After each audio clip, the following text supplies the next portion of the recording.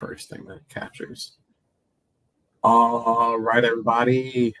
Welcome to episode 172 of the Fantasy Timeline, a proud member of the Dynasty Addicts Podcast Network. I'm Josh. I'm back for a week at least at Real Fantasy TL. I'm with my main man, Bill at Super Duper Flex. You've all been looking at his wonderful face for the past few weeks. Bill, how you doing, brother? Doing good. Nice to be back with you. It's been a minute, and so glad you were able to make some time. I know you are a busy man, so thank you. Yeah, man. Job is giving me new responsibilities, and that puts me everywhere all at once. Today, I got to speak with some wonderful people in the UK in the morning, and then got to speak to some one in the great state of Oregon at night. So, it's cool. I'm enjoying it. Trying not to make myself look like a fool too bad. So, that's that. How have you been doing, man, these last couple of weeks? Yeah, doing pretty good. Fantasy football wise, been pretty steady. I seem to have a very tight range of wins every week. It's pretty much within a win or two when I tally all my wins for the week. So, but this week was my worst one. It was my first week with a losing record. So a little bit of a downswing for me, but it's bound to happen. It just felt like I had a lot of teams with guys on bye, and this week's looking a lot more promising. Just in general, I can start decent lineups. So overall, I would say I'm happy with where my teams are overall, and we're even making a comeback in our timeline OG league. We've I mean, you can't keep a good man down for too long. No. Yeah, we were 1-6 or something, and we were battling for that 3. first pick, man. We were like, hey, yeah, we were looking good, and now we're stuck in the middle. So. Yeah, we're in no man's land. But yeah. I mean, it's been kind of a crazy year. We had JT holdout. We had the Joe Burrow beginning where he wasn't 100% healthy. We had a lot of things kind of go weird, and now they're starting to kind of correct themselves. So getting kind of back up to where we've been in that league for the last couple of years. So we'll see what happens. Maybe we sneak in as a 6th seed and we run the table, because that's what our team is built to do. So but yeah, same here. For the most part this season, my rebuilds have been doing what I built them to do, and that's lose. And my contending teams are, for the most part, doing what they're supposed to do, and they're winning. So Scott Fishbowl has been crazy. Crazy. Was what you shared with me, was that for this last week, or is that for total? That's total. Jeez. So Josh is 15th overall in Scott Fishbowl. Yeah. Which is crazy. It's funny, every year that we were doing the show, I would always joke how I was gonna win, and blah blah blah. And then, like, the year that I'm kind of not as into it because life, now all of a sudden I've put together a team that I'm not going to say is going to win, because let's face it, there's a lot more time to go. I just lost Deshaun Watson, which is, doesn't sound like much in most leagues, but, having only one quarterback. I mean, I have Mac Jones on the bench, but Dak is my only quarterback. Let's keep it real. Mac Jones ain't a real quarterback. I hate to say it. Sorry to all my Patriots fans. Mac Jones ain't that dude. Well, why don't we actually talk about that while we're on that topic? Because he gets benched, and Zappy comes in. I mean, Zappy's had a lot of chances this year, or at least a few chances this year to show something, and he really hasn't. And so now there's murmurs that maybe Will Greer is the guy, but I feel like we've had that happen at another team this year. Didn't that happen earlier this season where Will Greer was going to be the guy somewhere? Was it in L.A.? Wasn't he with the Rams or something? He was with the Cowboys in the preseason, and Yeah, he got cut.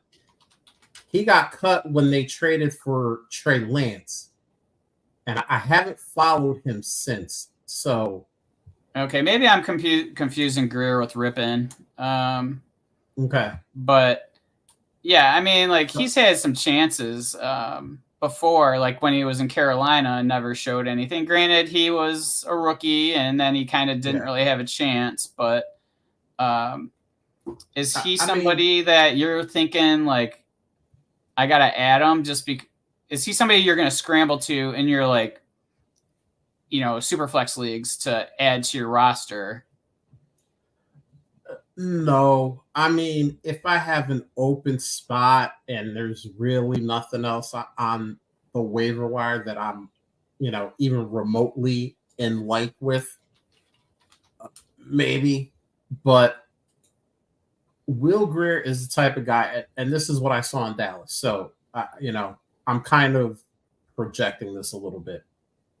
Will Greer seems like the type of quarterback, if the rest of the team around him is built up pretty well, he'll be okay for you. Unfortunately, the Patriots aren't built up anywhere around him.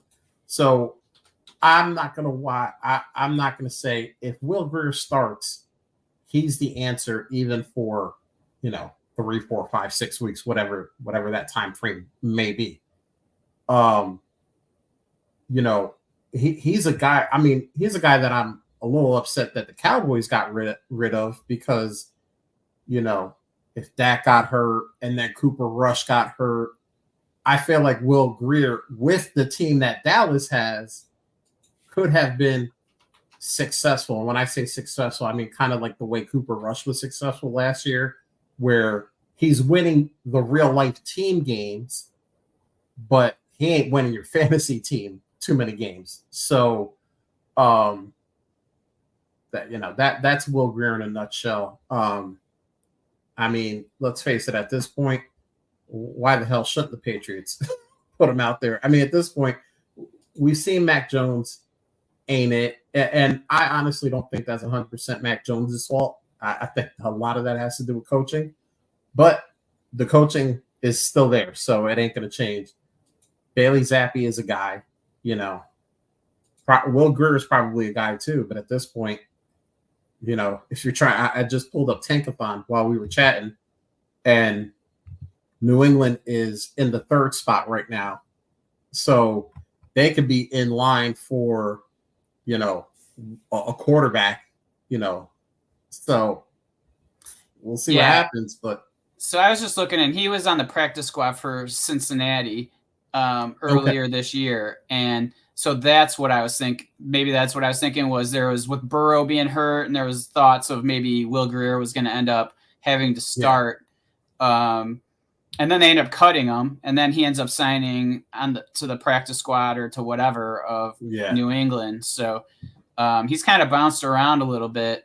And so I don't know, like, if he's not even like Miami, Cincinnati really doesn't even have a backup. Like they ended up signing AJ McCarron. So it's like that's kind of not a good sign for Will Greer. And like, is it like I'm almost more willing to add Malik Cunningham with the hopes that they just say, well, let's see what this kid's got. And, he's a little bit more mobile. He can maybe make some plays because nobody else is, and so I think that maybe Malik Cunningham is the guy that that I'm more willing to add to my rosters as a home run swing. And and he's somebody that I'm probably more okay on my roster to cut, if I need to. So he's the guy I've been scrambling for today in particular. Yeah. At least because there's at least the upside hope. Will Grier, I'm not sure there's any of that. No, I 100% agree with you. We saw, we saw him in preseason this year. He has that. Don't hear what I'm not saying. He had some of that, Lamar Jackson-esque quality to him where he could gash you with the legs. He can throw a little bit. Obviously, it's preseason. He played against a lot of guys that are currently not in the league. I get it. But like you said, if we're going for the home run swing, why not? I mean, I think he has more of an upside than a Will Grier or Bailey Zappi. It's kind of that lotto ticket, Yeah. I mean, because, if you have Will Grier, are you really going to even start him over, Romeo Dubs in your Superflex? Do you know what I mean? It's almost like at that kind of level where it's I don't know who I'm more comfortable starting there. And Dubs is just kind of a middling, probably wide receiver 3-4 guy. And so and why add him, totally I totally agree with you. And actually, on my Scott Fishbowl team, I told you I lost Deshaun Watson. I picked up the rookie. I'm forgetting his name. DTR. Thank you. Dorian Thompson-Robinson. And I picked him up off of waivers just to have a quarterback on my team. And Devin Singletary is starting in my Superflex. Yeah. At least you have him there in case he pops, is basically it, right? And I think this is exactly what you're saying. You're not starting Will Grier if he gets out there. You're not even starting Bailey Zappi probably over, your wide receiver 5 or your wide receiver 6 if you have, some depth. I'm not even talking about elite depth. Some depth, you're probably starting, trying to think of a name off the top of my head here. You might start, a Michael Gallup or Brandon Cooks over Bailey Zappi, especially Cooks the way he's played the last couple of weeks. Yeah.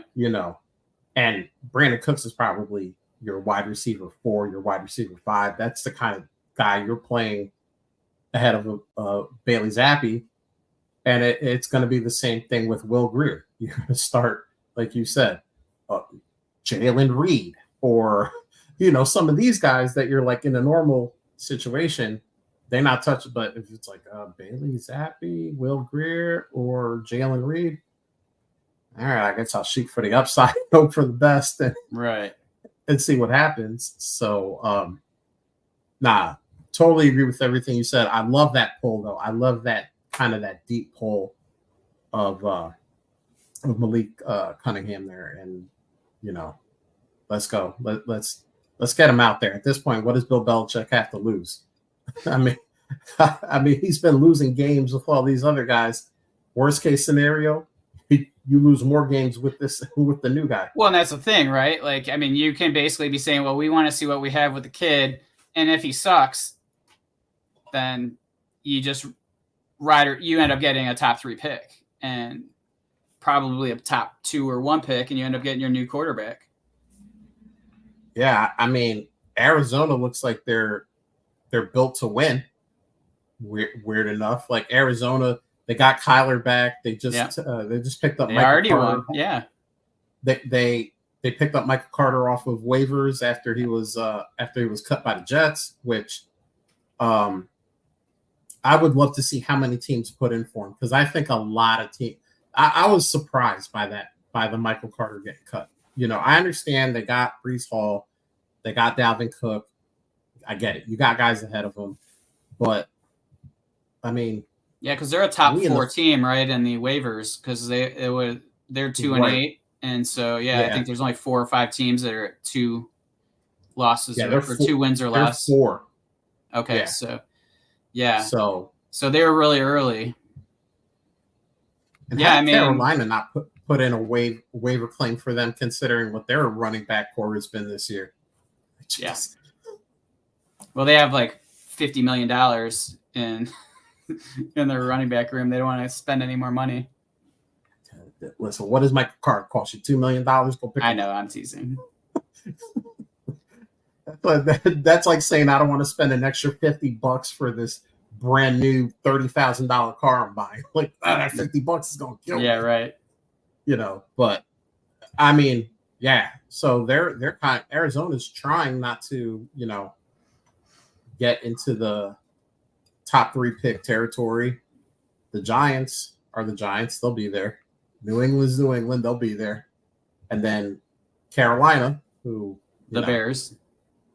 Get it to the Bears. Yeah. I mean, can I talk to you about that for a minute? Because during the draft, when Houston traded up to 3 to get Will Anderson, I heard a lot of, you know, people on ESPN and all the networks that saying, wow, yeah, Arizona might have the top 2 picks in the draft, you know. Yeah. And I was like, man, is Houston going to be that bad? Like, CJ Stroud was my QB1 going into dynasty rookie drafts. A lot of people said I was not smart because Anthony Richardson. And I said, I did get scared. My faith was tested, even though any opportunity that I had where I was picking the first quarterback, I took CJ Stroud. So I held to what I had, but I was like, man, maybe this is take lock and I got it all wrong. Right? And, well, I mean, that's the risk anytime, right? Because we don't truly know, because nobody does. But right. But I liked CJ Stroud, and I know Ohio State quarterback. Why did you like him? And it's like, this is why, you know, and you used to look at these quarterbacks and do write-ups on them. So you don't scout the helmet, you scout what the player is. And I mean, man, Houston's getting on a little roll here. They got D'Amico Ryans, which I think was the best thing for that team. And CJ Stroud is playing like, I don't want to say it because I've heard other national people say it, but like an MVP candidate.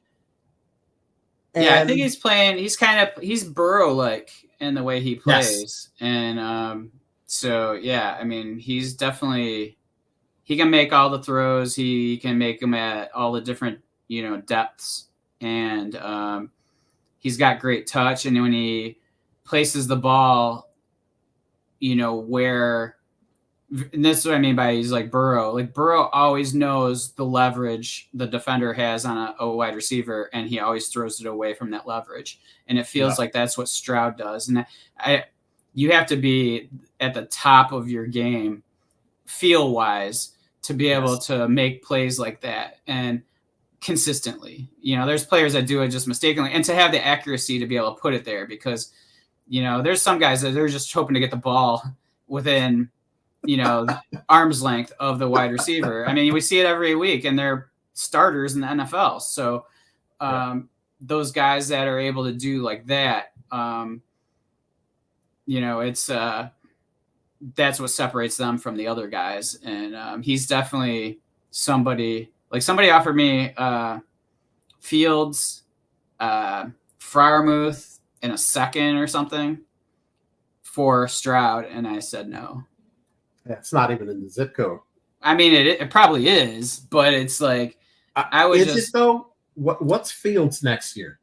Well, he's going to start somewhere, I think. So, like, I don't know. He either shows the next like 7 games and ends up with the Bears and they have a bunch of picks to use, or he's traded somewhere else and he's going to be given a chance with probably better, you know, a better coach, a better scheme. And I mean, I'm not saying I believe in his talent, like, and I never have, but I'm just saying, like, if you're going to get potentially a starting tight end, you know, I wouldn't trade him for, like, I wouldn't think of trading Stroud for like a pocket passer.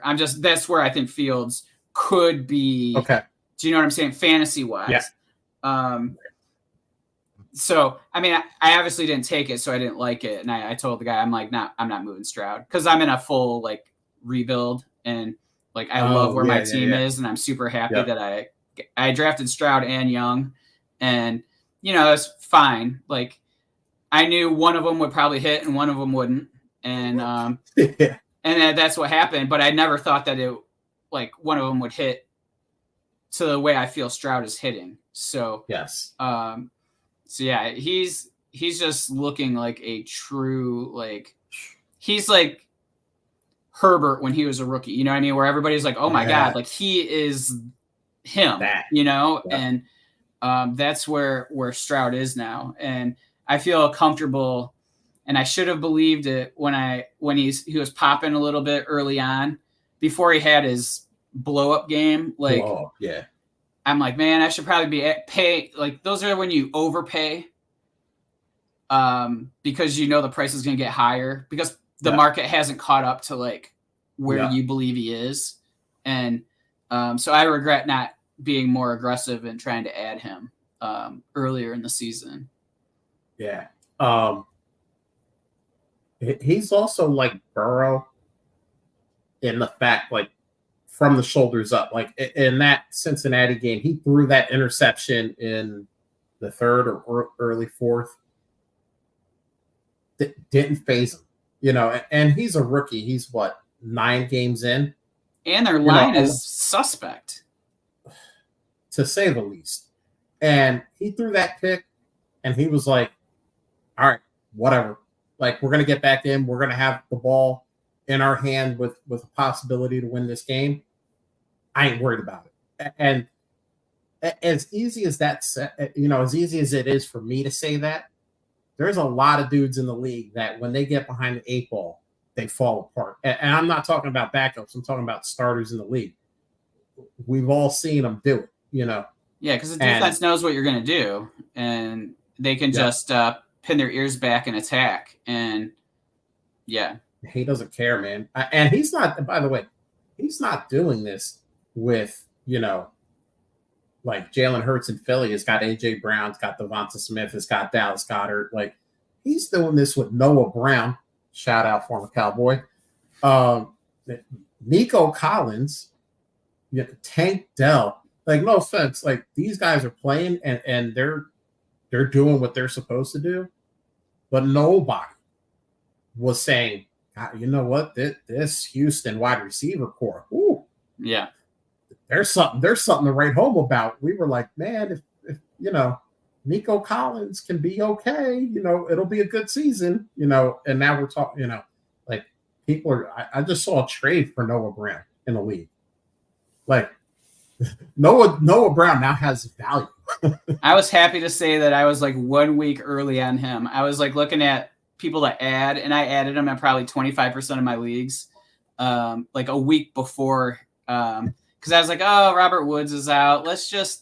Stroud's looking good. He's putting, he's elevating players.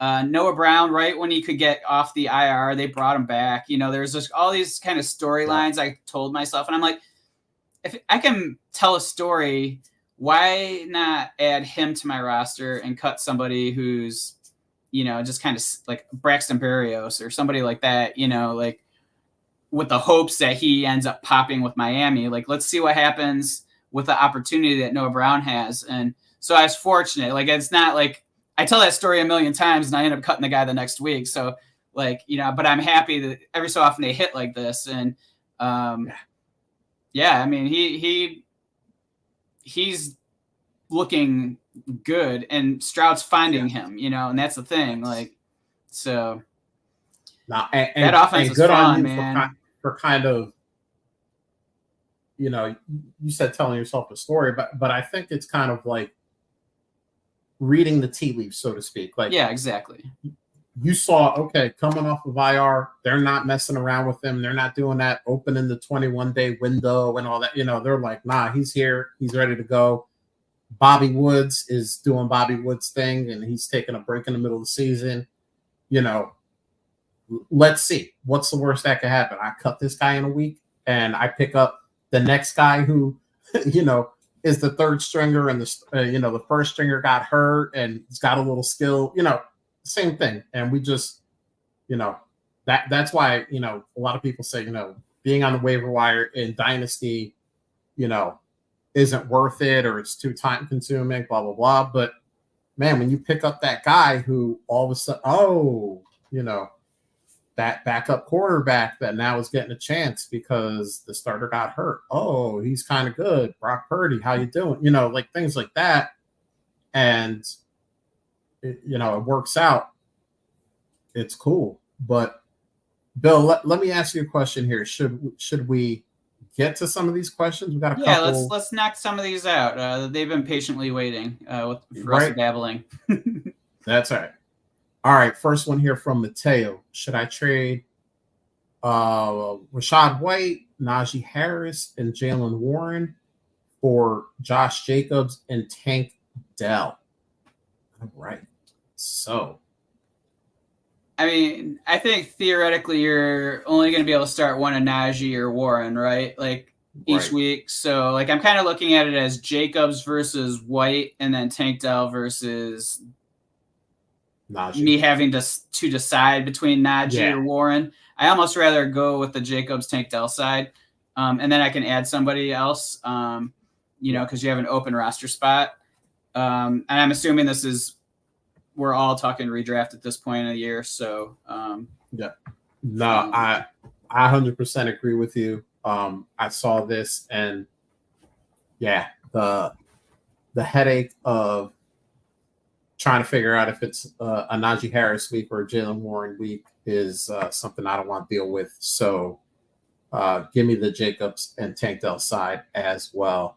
Puff pass kick substitute. Oh, what's up, my brother? How you doing, man? All right, let's get to this next one here from Chandler Constantino, and I hope I said that right. Start Burrow or Fields, 6-point passing. Burrow plays the Ravens and Fields plays the Lions. I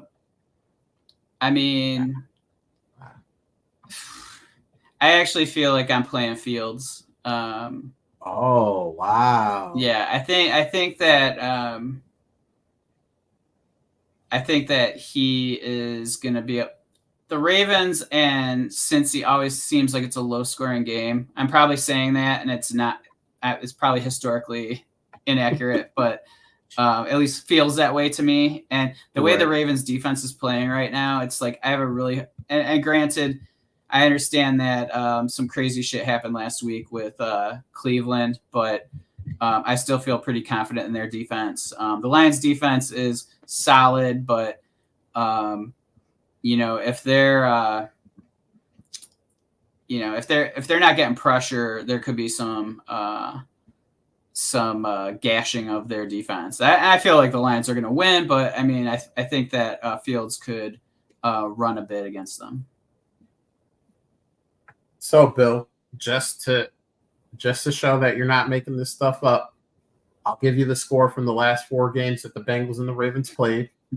A 19-17 Ravens win, a 27-16 Bengals win, a 24-17 Bengals win, and a 27-24, that's the most high scoring out of all the games, a Baltimore win. So I wouldn't say that I'm highly accurate. I would say it was in the middle of what my expectations were. So but I mean, 36, 43, 41, and then the big one, which was 51. And those aren't high scoring games. I mean, 41 average for a combined total is not high. So, and without Higgins, and it's like you got Chase, and they're going to be smart enough to kind of probably bracket Chase, and so I just feel like this is going to be a slow it down kind of game. And so, Chandler, I hate to do this to you. Bill's going with Justin Fields. I got to go with Joe Burrow. Listen, Fields has been out for a month now. Yeah. I don't know what he's going to look like when he comes back, knocking some of that rust off. And I don't know if the coaching staff is kind of like, oh, we like Tyler Bajan a little bit. I don't think He so. won us a couple games, which probably is not what they're trying to do, but he did. So we'll see what happens. I think Joe Burrow. I'm just going to go with the better player here, and I could be wrong. I often am, but if this was me, I'd go Burrow. Bill says go Fields, so I would say flip a coin, man, and and I would say trust Josh on these because I am so much worse at lineup setting. Like I am so much more of a dynasty brain than I am a redraft lineup brain. So trust the guy who's 15th in Scott Fishbowl. Stop.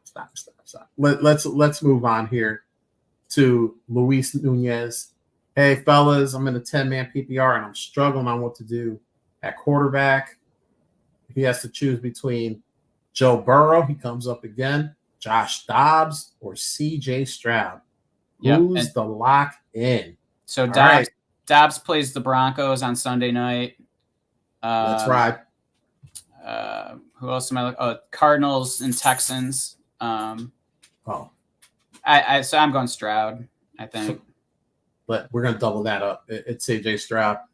I would almost take CJ Stroud no matter what. I mean, but once I heard Cardinals, I was locked in for sure. So go TJ Stroud. Enjoy all those points, Luis. And we'll move on to the next one from Justin Canizaro. He got to start 2 this week. Gus Edwards, Mr. Singletary, Chandler. Who's Chandler? For the Vikings. Hi, Chandler? Yeah. PPR. He says, I know I'm in a bad spot.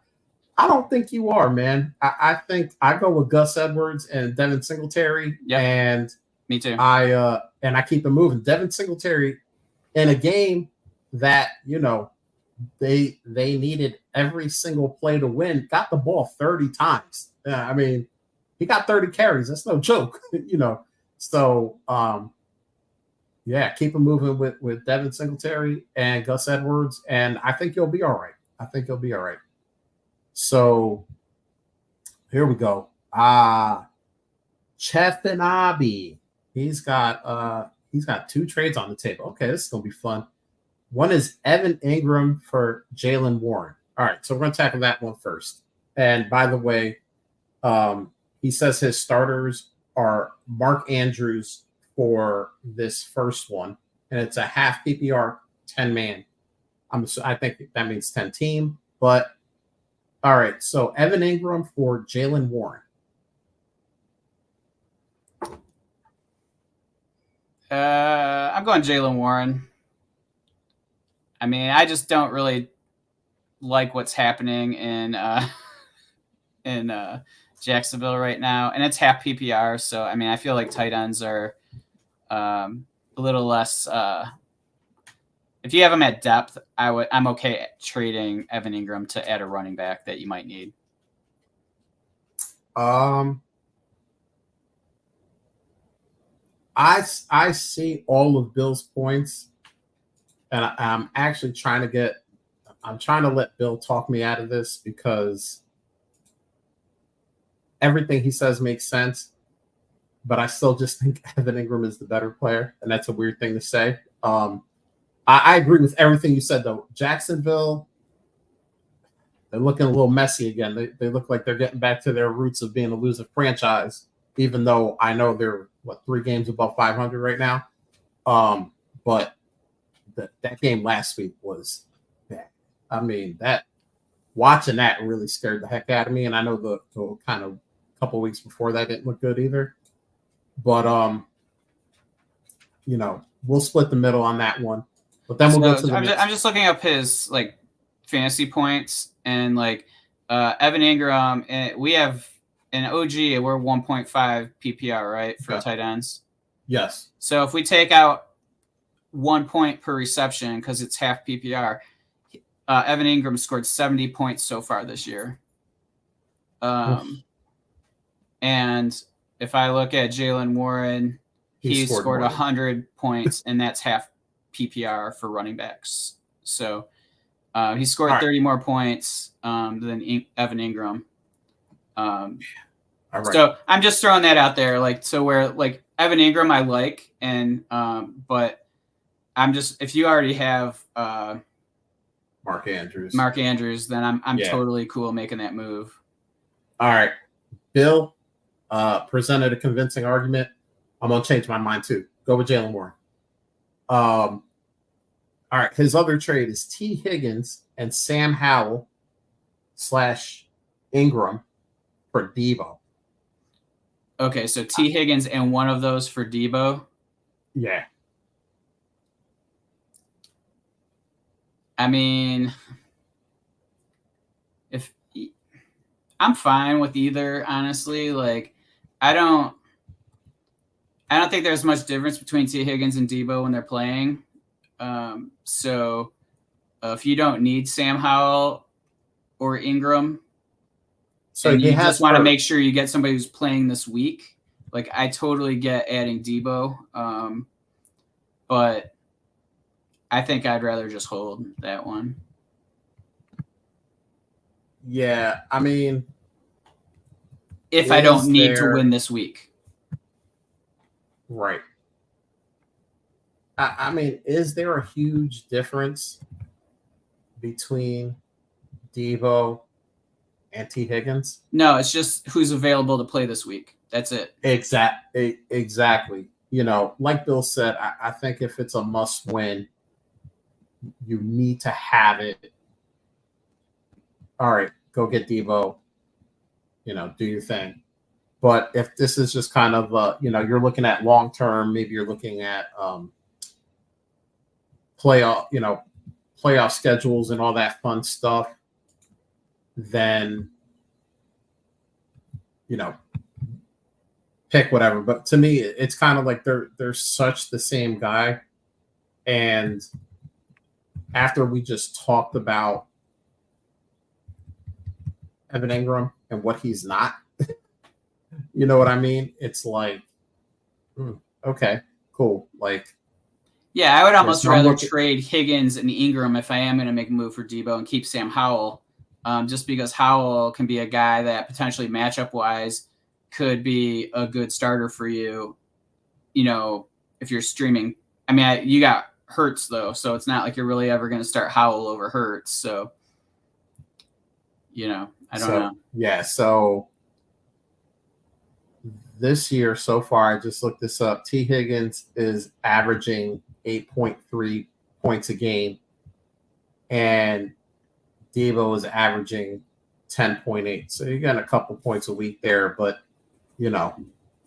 what is Ingram getting you? What is Ingram probably will make up for? I mean, if you got the depth, then do it. Yeah. So who are we going here? I guess we got to help him out and pick a side. Yeah, I mean, I guess I'll go with the Debo side. But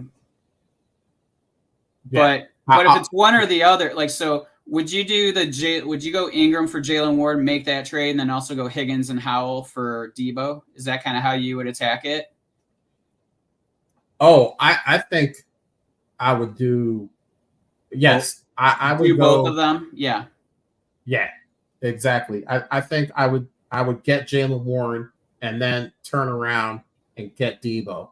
Yep. Okay. Yeah, I'm cool with that. And call it a day. You have Mark Andrews. You have Jalen Hurts.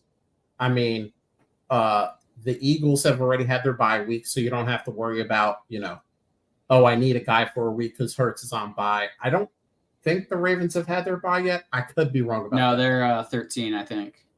Okay, so yeah, you need somebody for a week, but I mean, let's bring up Joe Burrow again. Tanner Hudson has been balling out. Yeah, like you can find a guy on the waiver that is could ball out for a week, and then Mark Andrews just comes. Yeah, there's really no difference between them and Evan Ingram. Exactly. Thank you. So, all right, let's move it on. All right, this one's from George Play 01. Hey guys, I'm 9-1 and just traded Kenneth Walker for Tony Pollard. Worried about the Seahawks playoff schedule and Zach Charbonnet. So, Bill, let's give him our honest opinion here. What do you think about that trade? I mean, I get it. I'm not worried about the playoff schedule or Zach Charbonnet. Kenneth Walker is basically going to be the like Jahmyr Gibbs player for like that's kind of minus the as many receptions, I guess, but he's the game breaker, guy. Charbonnet is kind of the grinder, like Montgomery, in that regard. So like, I'm not too worried about it. He's definitely gonna be more boomer bust. Pollard's he's not shown any upside. From what I understand, he's really underperforming touchdown wise.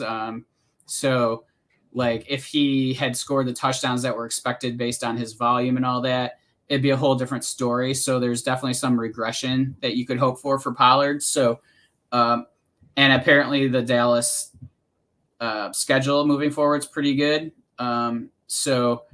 But the problem is if the Dallas is blowing teams out, like he scored 5.5 points last week, Pollard. Yeah. So, yeah. Do you know what I mean? So it's like, that's my concern is like Pollard's not shown that he's getting used when they're going to run the ball if they're up too much. And that's kind of been, it's very polarizing these games. It's either they're getting blown out or they're blowing teams out. And so it's just it's an uncomfortable situation with Pollard for me. I would prefer Kenneth Walker over Pollard personally. But that being said, I just traded for Tony Pollard today. So, so I'm okay adding him, and I understand why you would make that move. So, as the resident Cowboys fan, I would worry about Tony Pollard. The Dallas offensive scheme this year is let's run Tony Pollard up the gut a couple times. He gets 3 to 5 yards in those 2 carries. And then it hits third down and we'll throw to CD for like 12 yards. And we rinse and we repeat. And they're not bouncing them outside nearly as much as they did last year, which I think is, he excels when he gets to bounce to the outside, and he also gets to excel when there's a banger like a Zeke was last year that kind of softens them up for 5, 6, 7 runs. And then you get, Tony Pollard with his speed and shiftiness to hit the line. But when Pollard is the guy that has to soften the team up, that's not his skill set. It's really an odd thing. It's like, can't you just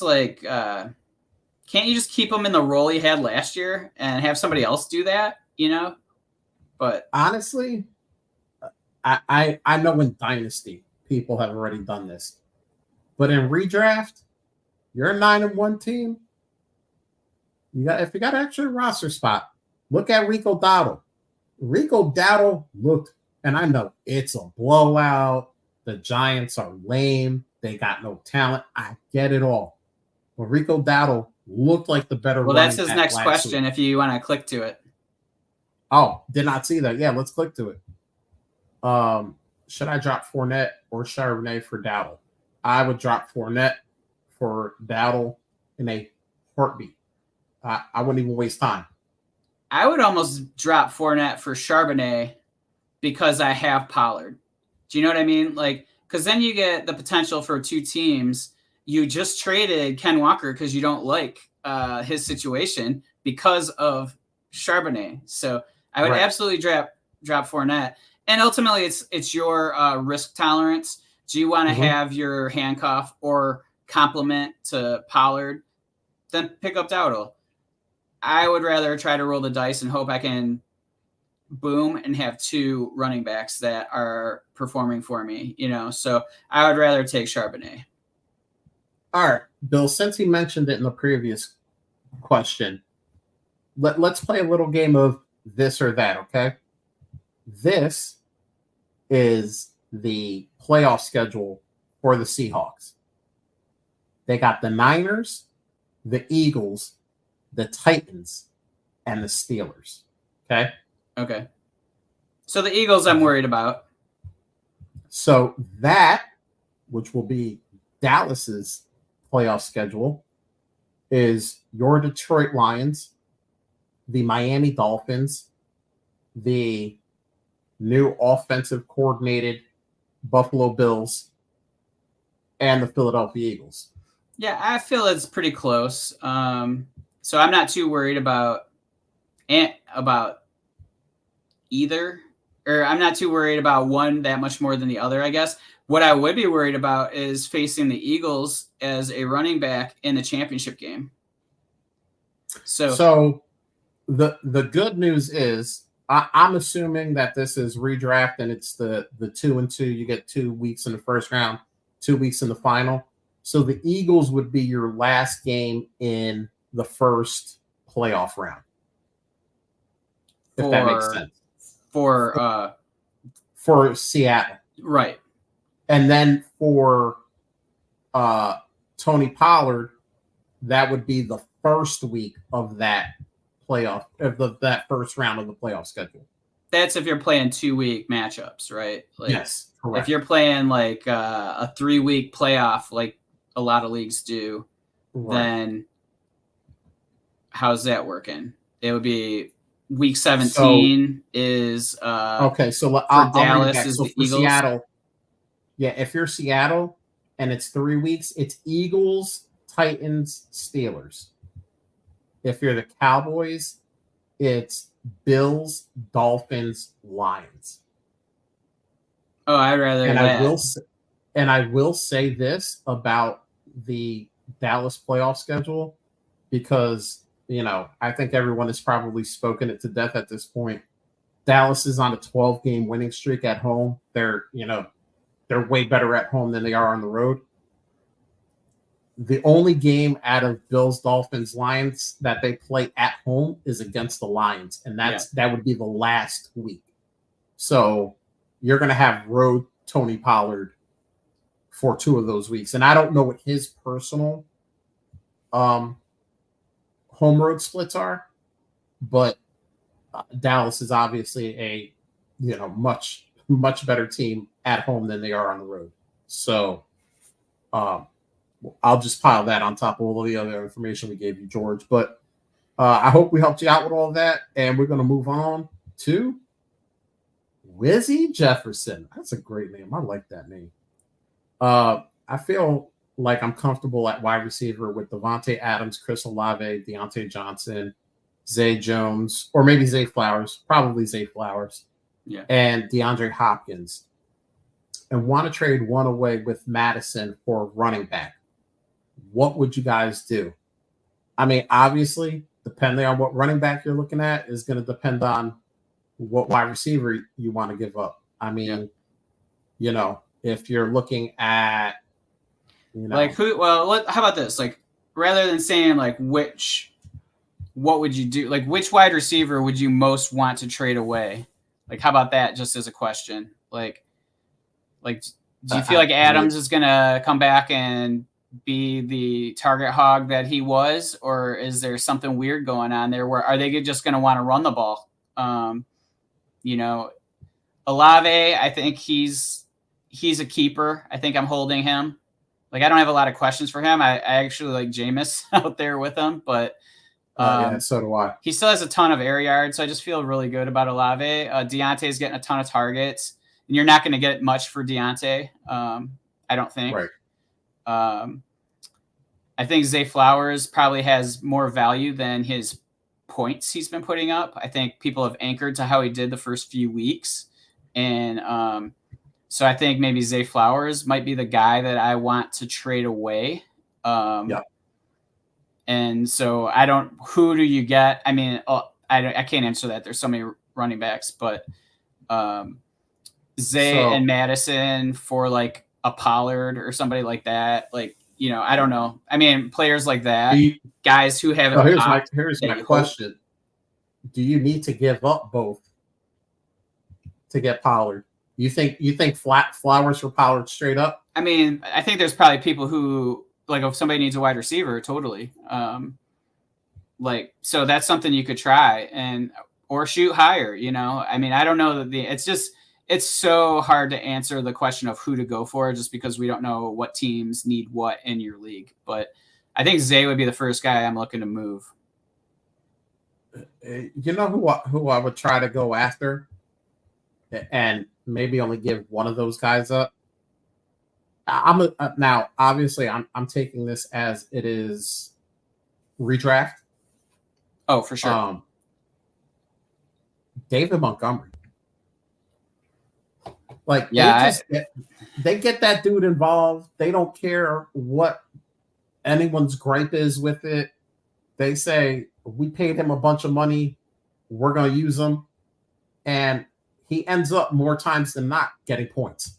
I mean, he's going to get his, and the Lions are going to use him every game. Like, he's the guy. Jahmyr Gibbs is the guy who's going to be hot or not. And it's like close games, Jahmyr Gibbs is going to be in there. If the Lions have a lead, it's Montgomery, because they're going to want to grind out 8-minute drives. And so, and goal line, I know they used Gibbs a couple times this last week, but I feel like in close games, Gibbs is going to be super used, but they're going to preserve him when the Lions are up. And so I do like Montgomery. I'm not sure he has a ceiling unless he scores multiple touchdowns. Last week was kind of a weird one because he had a 75-yard touchdown run. Yeah, but that's not going to happen again. You're not going to see that every week. But, you know, a guy like, you know. I mean, but you could go get Connor, you know. I feel Connor's like a good cheap ad, especially because he got all the carries, but he didn't get any catches. So people might be a little worried about that. So he might be worth adding. But I don't know what you'd have to give up to get him. So it's all, you know, league dependent. It's so hard to go after this guy, you know. I like Kamara too as one of those guys that, you know, year or two ago, everybody loved him, and now you don't talk about him as much, but he's still putting up decent points, you know, because that's my thing. Like, I guess my thing is, you know, he's saying Madison, so I'm assuming this is like an RB2. We're not looking for like an elite RB1 type guy. Mm-hmm. Unless Madison was your RB1. And then, I mean, I still think a lot of these guys can. Well, if Madison's your RB1, then I'm not moving Madison. I'm going to just try to see what I can get for like one of those wide receivers. Right. Because you're going to need Madison as your RB2. So Brian, I like Brian Robinson too. And I think a lot of people don't put enough respect on his name. He's another guy that maybe he's a guy that will score you points and people don't really think a lot of him. So you don't have to trade away, you know, Flowers and Madison to get him. Just a couple of ideas. Like, I mean, Bill, what you said is kind of true though. Without a little bit more information, it's kind of hard to say, you know, go after these guys, trade these guys and make it work. So, but I hope we gave you some ideas, Wizzy. Yeah, let's speed it up. Yeah, we got a lot of chat, which we appreciate. I love it. Walker and Kupp, Kenneth Walker and Cooper Kupp. Sorry, I got to start saying names. Kenneth Walker and Cooper Kupp for Austin Eckler. His other wide receivers are Stephon Diggs, AJ Brown, and Michael Pittman. Well, I mean, let's face it. Trayvon Diggs knows that Stephon is going to be out of there soon, so we'll put that out there. But Walker and Kupp for Eckler. I mean, okay, if you want to do that. Yeah, I mean, I don't hate it. Yeah. I mean, Kupp, I get being nervous because if Stafford doesn't come back and things like that, like, I feel better about Eckler with his receiving chops than Walker for sure. So, I mean, I'm fine with that if you feel like Eckler's a big upgrade from Walker. Yeah, I'm kind of like, you could convince me to go either way. Yeah, exactly. So I think it's a good trade. Yeah, exactly. All right, let's hit it here to Motion Man. Start Waddle, Jalen Waddle, Joe Mixon, or David Montgomery at flex. This is a PPR league. Yep. So Mixon versus the Ravens, Monty versus the Bears, And Waddle. Who do the Dolphins play? That is a good question. Dolphins play the Raiders. I mean, Waddle scares me. He's kind of really been like not getting the volume that we hope. It's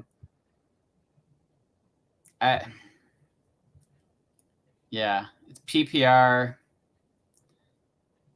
I mean, I'm saying Waddle scares me, but I almost think I have to go Waddle. I don't know.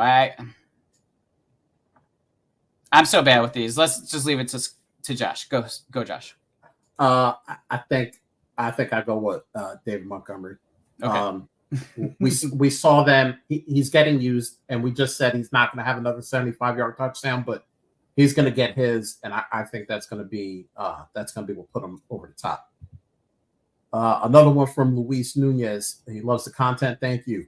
What are my odds of winning this league? He's 8-2, 12-man PPR. His quarterbacks are Stroud and Kyler Murray. CJ Stroud, Kyler Murray. He's got Josh Jacobs, Isaiah Pacheco, Kyron Williams at running back, and then he's got Justin Jefferson, Keenan Allen, and Stephon Diggs at wide receiver. His tight end is Logan Thomas. He said, my trades went crazy. I love it. I think you got a pretty good shot, man. You got CJ Stroud. He's a top 5 QB. We're going to call it what it is.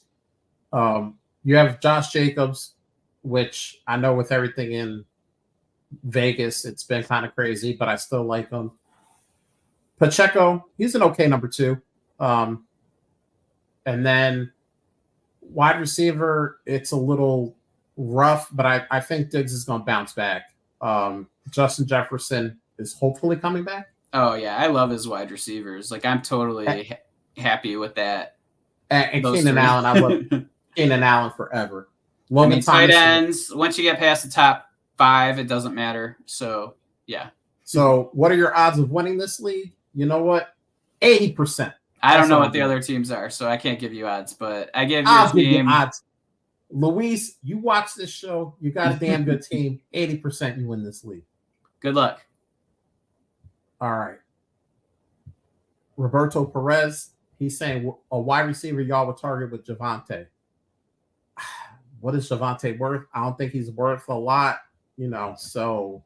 I mean, he's really been picking up, though. So, like, you'd have to find somebody who's noticed that because he's getting a lot more volume, and he looks like he's the guy now. But, yeah, that's so open-ended. It's hard for me to tell you what wide receiver to go for. Shoot for the moon and work your way down. Yeah, exactly. I think that's great. Start, look it up, see who wide receiver 12 is, and keep going until you don't like guys anymore.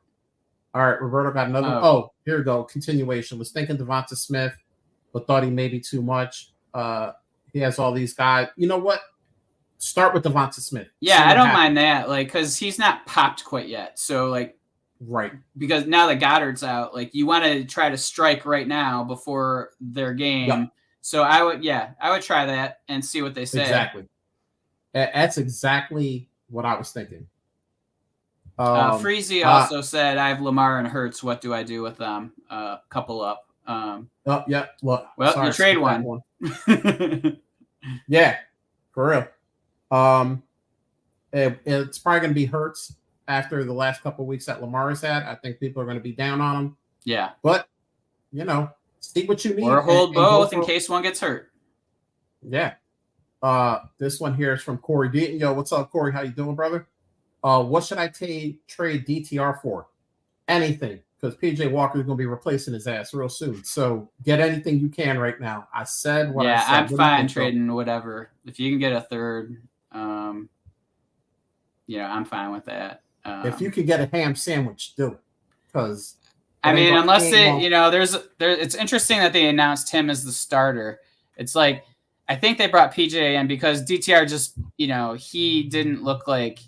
He's a rookie, and you're trying to put him in there so early in his rookie season. Maybe they like what they've seen, in practice since then, and that's why they said that he's starting against Pittsburgh. So, I mean, I'm willing to take whatever at this point, but like I'm not looking to trade him right now I'd rather roll the dice and see if he shows something good after one game, and then I would trade him. But that's me just rolling the dice, because I'm okay cutting him if he sucks. You know what I mean? Me getting a late third or something doesn't do anything for me. So Bill's an eternal optimist. Trade his ass. Get whatever you can. Cash out. I'm a gambler. Let's put it that way. Cash out before you got nothing. Puff Pass Stick, did you guys do the good, the bad, and the ugly? Nope. Bill is the good. I am both the bad and the ugly.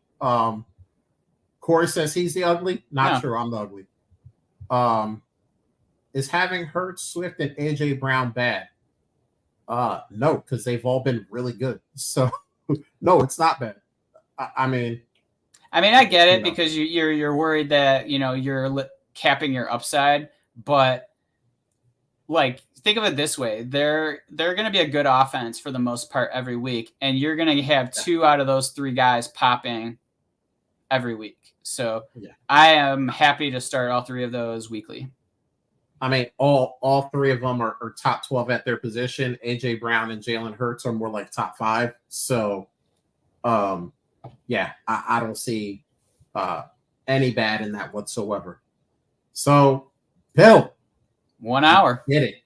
We did it 1 hour, 1 minute, because we just do a little bit extra just to get the passing grade. And man, I just want to say this was so much fun. I haven't done this in a long time. I've had a lot on my plate outside of fantasy. It's good to just get in here. I love you too, doggy. I love you too. This is great. I appreciate you letting me come back on and just cut it up with you for an hour. So many questions. Obviously, you and Drew have been doing it big. You getting all the people in here asking all the questions. Shout out to Drew. He couldn't be on this week, but he's been holding it down with you, Bill. So I appreciate you letting me come on and just have such a fun time with you. Thank you very much, man. Yeah, brother, it was a good time, and thank you so much to everybody in the chat. That was pretty awesome having all those questions and answers. So we definitely appreciate that. And Josh, I appreciate you. Always good to see you, brother. It's it's nice to at least be able to do this every so often. So hopefully we can keep doing it from time to time. Oh, for sure, man. I'm hoping that with the holiday season coming up, I can maybe get on another episode or two and ring in the Thanksgiving season and the Christmas season and the New Year season with you guys.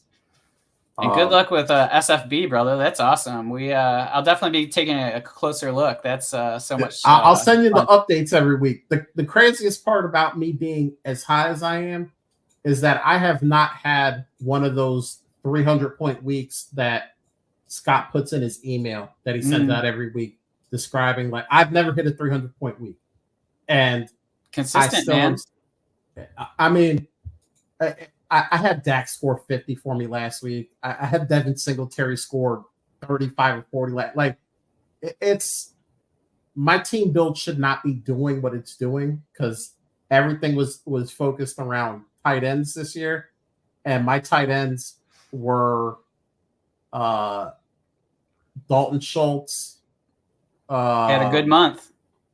I picked up Jonnu Smith when he was hot, and I've just been kind of making it work. My mindset every year is zig when everyone else zags. So I was like, everyone's going for tight ends. I'm just getting guys, and I'm just going to fill them in. And then all of a sudden, now Dalton Schultz is a god in SFB. Jonnu Smith was a god last month. I just find the flavor of the month. Well, I write them. So find November's, brother. We'll see what happens now that I don't have a Deshaun Watson anymore. But I'll still be out there. Did grinding. You ever really have Deshaun Watson? I mean, he's decent for the super flex.